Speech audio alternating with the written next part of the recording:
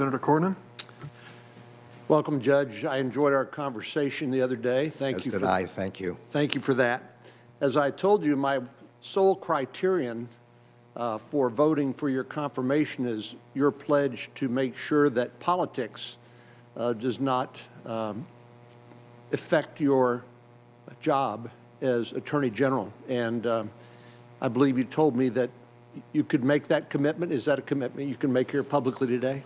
Yeah, yes, absolutely. I would not have taken this job if I thought that politics would have any influence over prosecutions and investigations. I do want to just to be clear about, to clarify, so as to not disappoint you, with respect to policies of the administration, which I assume are driven by politics, although as a judge I wouldn't know for sure.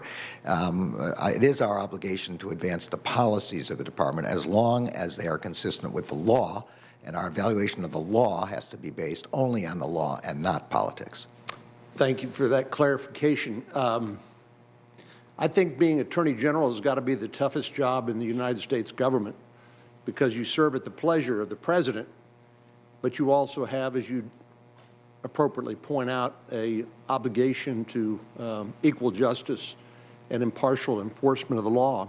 If you were asked to do something that you considered to be in violation of the law or unethical, would you resign?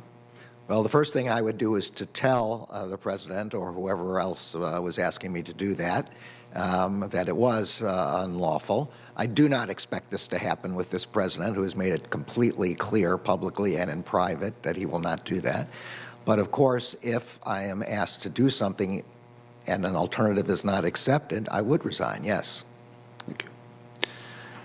Judge Garland, I think one of the biggest problems that the administration of justice has had here in the United States for the particularly the last couple presidencies has been the perception that there is a double standard, one that applies to maybe one political party or people of wealth, and another one that applies to the opposing political party or people who don't have the resources in order to defend themselves against the awesome investigative and prosecutorial powers of the Department of Justice.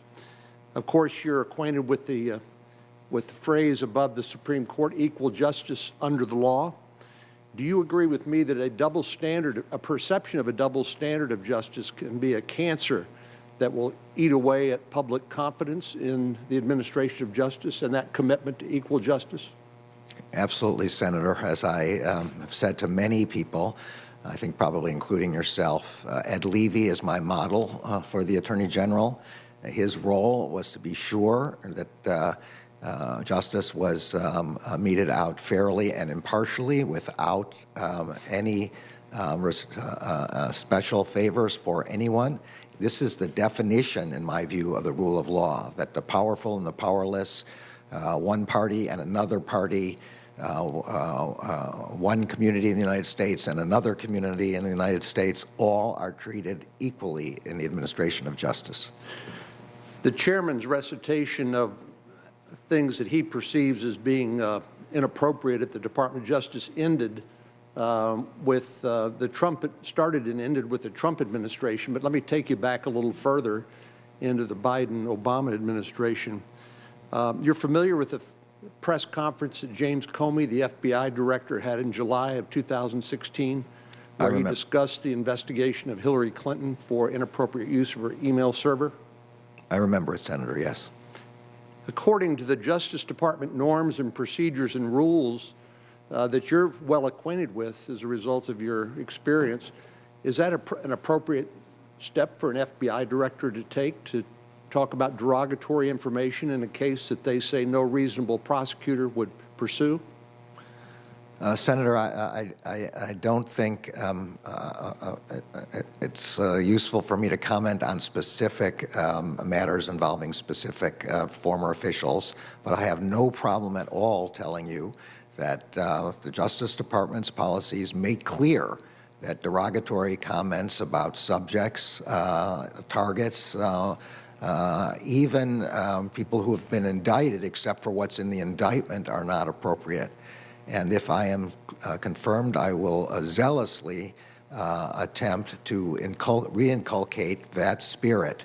When I was speaking to the press after each court hearing in Oklahoma City, I was assiduous in making sure that I did not say anything about the defendants who had just been before the court and who had done, we know after conviction, horrible things, that I would not say anything other than what the charges had been brought against them, what the judge reported.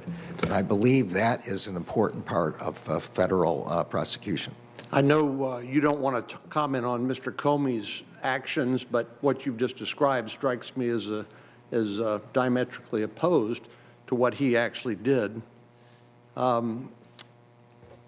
Senator Graham asked you if you'd read the Horowitz report on the investigation of Crossfire Hurricane. I understand that your time has been limited up to this point, but would you pledge to read all 404 pages of that report if you're confirmed? I will, Senator. It may take me some time, but I have a head start by reading the executive summary, so I think I should be able to get through it. Well, I think it's really important that you do so because of the abuse not only of the FISA process, where that FBI lawyer lied to the FISA court in order to get a warrant to spy on an American citizen, but the use of counterintelligence investigation against a presidential candidate and in the run-up to the election. Are you familiar with the Steele dossier? Only what I've read in the newspapers, and I have to admit that I've read only conflicting reports about it in the papers. Well, it's been revealed that the sources for the Steele dossier, which was used in part in order to get FISA warrants, that the subsources could well be Russian intelligence officers using that in order to get as part of a Russian active measures campaign. Are you familiar with the practice of the Soviet Union and now the Russian Federation to use active measures as part of their intelligence service attacks against the United States? So not from my experience either as a judge or as a prosecutor, but again from reading media reports. I know what the words mean, and I have a general idea of what you're speaking about, yes. Judge Garland, my time's about up, but I think we talked about the role of the Judiciary Committee in authorizing the tools like Section 702 of the Foreign Intelligence Surveillance Act and the importance of preserving public confidence that those tools will be appropriately used. And there will be appropriate oversight both at the Department of Justice and the FBI, as well as the Judiciary Committee and the Intelligence Committees. Do you agree with me that abuse of those authorities jeopardizes the availability of those tools in a way that is detrimental potentially to the security of the United States? Absolutely, Senator. My entire career as a Justice Department official was aimed at ensuring that we used FISA only as appropriate under the law as it existed at the time.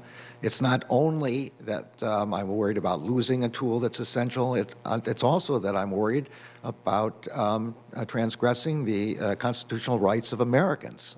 Both of those are important, and I have to say probably the latter is way more important in my view. We have to be careful about respecting American citizens' constitutional rights. Thank you, Judge. Thanks, Senator Cornyn.